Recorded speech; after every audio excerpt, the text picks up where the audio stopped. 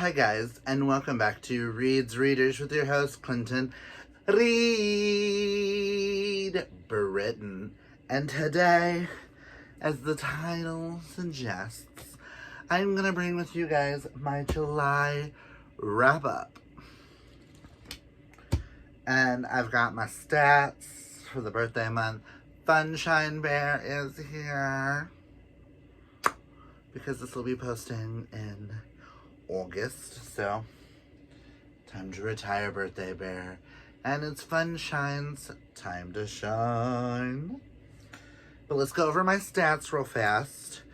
I don't remember if I have any that I would consider DNF. I know I started some and then I just put them back on the shelf because I know I'm not going to get to them. So I'm going to make them priority reads later on. But I did read 20 books in the month of July, which was really good. I will say this might be my best when it comes to the ratings. It was my birthday month and I just kept picking up amazing things. We had 1 3-star, 2 4-stars, and 17 5-stars. What the fuck? But I will state, out of the 17, 7 of them were rereads. Of some faves. I read a total of 6,663 pages. 8 of the books that I read were Mel Mel romances, and of those 8, 7 were rereads. That tells you anything. I had 4 new to me authors this month. 11 authors I've read before. 7 of the books starts a series. 4 continued a series. 5 either finished or caught me up on a series. And then, like I said, 7 rereads. We're going to go ahead and start with the rereads. And then we'll talk about the 2 books that I don't have physical copy of, because I'm not going to go too much into detail on them. And then we'll go from 3 stars to 5 to my best. So I don't count my rereads in the stack of worst to best, because these are rereads of the year. I like to reread some of these every year type of thing. 4 of those rereads were Heartstoppers Volume 1 through 4 by Alice Oseman, to gear up for the TV show that's dropping Thursday. I cannot wait for season 2. You have no idea how much I needed this. If you don't know what Heartstopper is, first off, who the hell are you and why are you on my channel? Because I talk about this shit all the time. This follows Nick and Charlie, who start off as friends who slowly fall in love. And then the graphic novels just get a little deeper from there. The next reread I read in preparation for a movie dropping on the 11th. I reread Red, White, and Royal Blue in preparation for the movie dropping on August 11th. If you don't know what this is about, this is my favorite book of all time. This is the Prince of England and the son of the President of the United States falling in love. Enough said. I cannot wait for this movie. If I do not get a couple of my favorite scenes in that movie, I will be mad. But every trailer I have seen, every clip I have seen, I feel like this is going to be the best promise ever. And because I reread Red, White, and Royal Blue, I had to reread my other British faves, Boyfriend Material by Alexis Hall, which solidified it still as one of my all-time favorite books, even though I hate husband material. But I feel like I need to own husband material now and reread husband material to see if I really hate it as much as I feel like I do. But that's neither here nor there. If you don't know what boyfriend material is, it's about Luke and Oliver, who both need boyfriends for different reasons. Luke needs a boyfriend to clean up his act at his job because he is the son of a rock star and his image is not the best. And then Oliver needs a date to his parents' anniversary, so they agree to fake date and maybe more happens. And then the last reread I reread Carry On by Rainbow Rowell, which this is pretty much the fan fiction wrote inside of Fangirl of that world's Harry Potter, if Harry Potter was the worst chosen one of all time, and Draco was a vampire and they ended up in love together.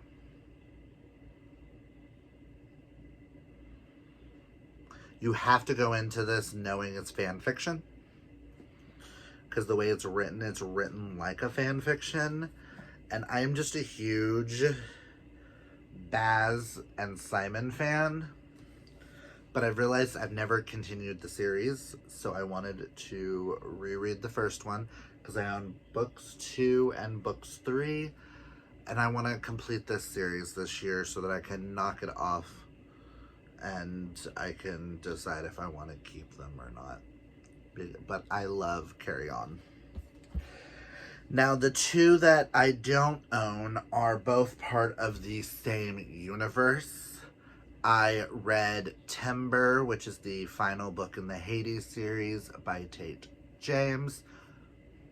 Masterful ending. Fuck yeah, I think I like them a little bit more than the Mercy Toms, or over Madison Kate a little bit, just saying.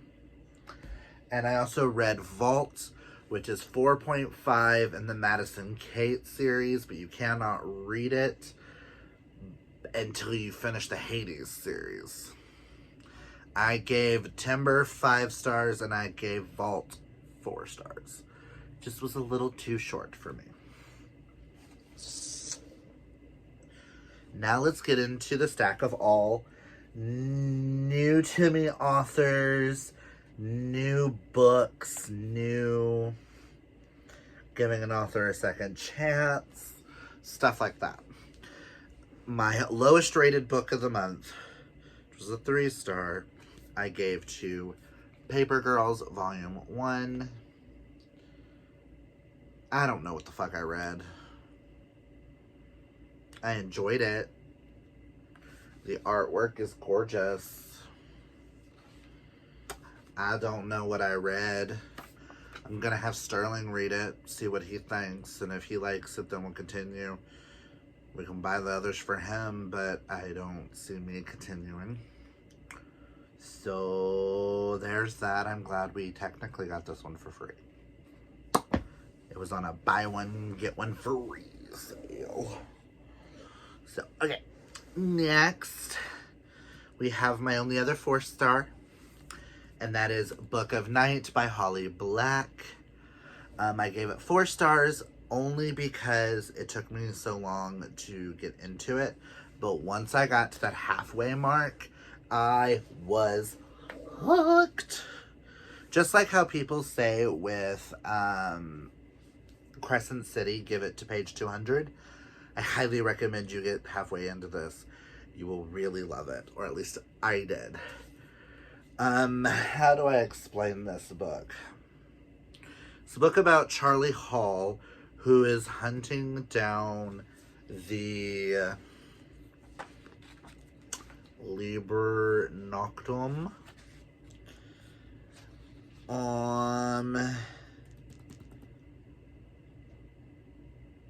And this is a world with people who magic dealing with shadows. It's all you should know going into it. I am so intrigued with how this ended. that I am planning on getting book 2. And if book 2 goes where I think it'll go, I'll continue this series. If not, I won't. Because I already don't like Holly Black's writing. But this one really pulled me in. And I am super intrigued and cannot wait to read Book of Light, Thief of Night, Book of Thieves. I don't know. Something like that. But thank you, Kaylani, for gifting me this. And I am so glad I read it. Next, all the rest of these are 5 stars. We have 8 to talk about, technically, but we're going to be talking about 7. You'll see. Next is book 10 in the Mercy Thompson series, Silence Fallen, by Patricia Briggs. I absolutely love the Mercy Thompson series, and I have some plans for some other urban fantasies for the future, so I feel like I want to complete the Mercy Thompson world, and I have 3 more books to do that, so I felt like I could do that by the end of the year. But 5 out of 5 stars. Next is one of the 3 books that Nikki picked out for me. That is sad that I had to do that like that. I almost said Dana again. I don't know why. But next we have Home Before Dark by Riley Sager. I fucking loved this. This is that gothic, haunted house. Is it haunted? Is it not? Book of my dreams. This follows Maggie Holt, who inherits the Baneberry Hall after her father passes away. Her father owns the house. Also is known for writing the book on what happened to them there and how they disappeared out of this house. I feel like there's a little... I feel like that was a horrible explanation, but you get the picture. Next is one of the other books that Nikki picked out, and that is The Counselors by Jessica Goodman. This follows Goldie Easton at Camp Alpine Lake when she returns as a counselor, and one of the people from the town dies in the lake, and the things that lead up to it, and all the twists and turns. I feel like that's all you need to know going into this. I will be checking out everything Jessica Goodman has ever wrote, and I cannot wait to read more from her.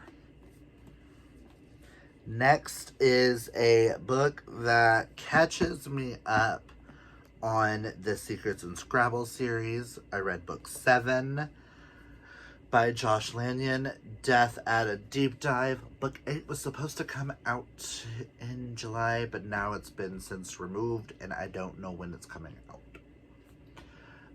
If you do not know what Secrets of Scrabble series is, first one is Murder at Pirates Cove, which follows Ellery Page, who inherits a bookshop and a falling down house on this island outside of Rhode Island, and then he finds a dead body. Mel Cozy Mystery Series. Just saying, it took us a while to get to the relationship, but I'm glad we finally have them, and now I can't wait for the next one, because I just want to gobble them all up. And now we have my top 3/4 of the month. The middle 2 I'm going to talk about together. In the 3rd spot of the month is The Shadows Between Us by Tricia Levenseller. This follows Alessandra and Calais. Is that how you pronounce his name? Calais. I don't know how to pronounce his name. But this follows is it Alessandra? Alessandra, whose sister finally gets engaged, so she can now be put up for marriage because she's the second daughter. And she goes to the kingdom to be introduced to the Shadow King, Kalalis, who she ends up catching the eye of. And she wants to marry the king and then kill him and take his throne. But other things happened. I fucking love this, and I don't want to give too much away. I will say, for those who are really big fans of things like Throne of Glass, A Curse So Dark and Lonely, the Selection series, I've never read that, but take those like ideas and throw them all together in this fantasy world with magic dealing with shadows. Hey! I read a couple of books dealing with shadow magic. I mean, shadow magic's in here. Shadow magic is in these. Listen, I read some books with shadow magic this month. I did not realize that. There's shadow magic in this. But yeah, if you are a fan of Throne of Glass, because Alessandra gives me very much Selena Sardathian or Aelin Galathynius vibes. No. She gives me more Lysandra vibes. But think Throne of Glass and add lots of courting. The entire book is her being courted by the king. Not a lot happens, but a lot happens in such a tiny book, and I fucking loved it. I want to read more Trisha Levenseller. I am so mad that I got rid of one of her books that I owned, but this was the one that caught my eye more, and I am so happy it did. Ugh. You will bet your ass that will be on the best books of the year. These next will be, listen. Second place is Death Notes Volume 1 and Volume 2. I am not going to talk anything about these here because I am going to have an entire series. My next video after this one will go up of me discussing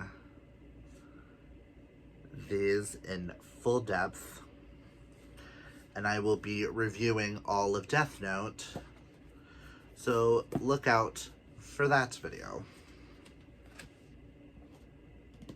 Just know this might become a whole new personality trait of mine. I want to own every edition. I want the black editions. I want the all-in-one edition, and I kind of want a figurine of Light, and I kind of want a figurine of Ryuko, the Shinigami. This is like my first full like introduction to Death Note. I have seen a few episodes, but never like full episodes, and I have seen the live action Japanese films that they did that were badass, but I don't remember a lot of them. So this took me on a wild ride, and a lot happens in these two. So I can't imagine where we're going to be at Volume 12. And last but not least is my favorite book of the month, which will be on a best of the list. This one, and then this one, these, and then this might be put on like a series list. This will definitely be on my tops of the year. Quite a few of these might be. But I finally read A Dark and Hollow Star by Ashley Shuttleworth. This is the last book Nikki chose on a whim, just randomly. 5 out of fucking 5 stars. This book blew me away. This is ACOTAR but gay. Listen, fairies, magic. Oh my god. It's very D&D. You have 4 main characters. You gotta choose your player. Do you choose the Ironborn half-fae outcast of her royal fae family? Do you choose the Tempest Fury exiled to Earth from the immortal realm and hell-bent on revenge? Do you choose the dutiful Fae Prince determined to earn his place on the throne? Or do you choose the Prince Brooding Guardian burdened with a terrible secret? Oh, you have a Sapphic romance and you have an Achillean romance, all sided of them fighting for the greater good and defeating the bad guys, and just no fucking hell. I need book 2 like yesterday. And I've already pre-ordered book 3, if that tells you how much I might be like, you guys, y'all gonna have your ACOTAR.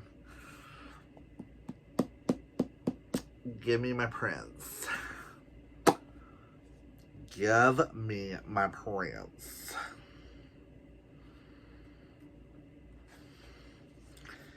Also give me some Nasuka, Arlo, Aurelian, and, oh, who's the other one?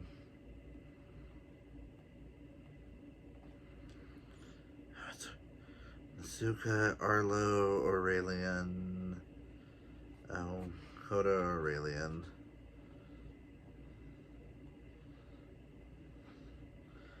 Oh, Vihan. Give me some Aurelian. I don't know why, but Aurelian and Arlo are my faves. I just want to hug them and love them forever. But then Nasuka coming in all badass, Lysandra style, coming out of the woodworks to kick some fucking ass. It's like if Lysandra and Manon had a child. Oh, that mated with Nesta. And then you've got Nasuka. Fucking badass. But that is all that I read in July. Comment down below, have you read any of these? Are you excited to read any of them? Let me know. Are you excited for my Death Note journey?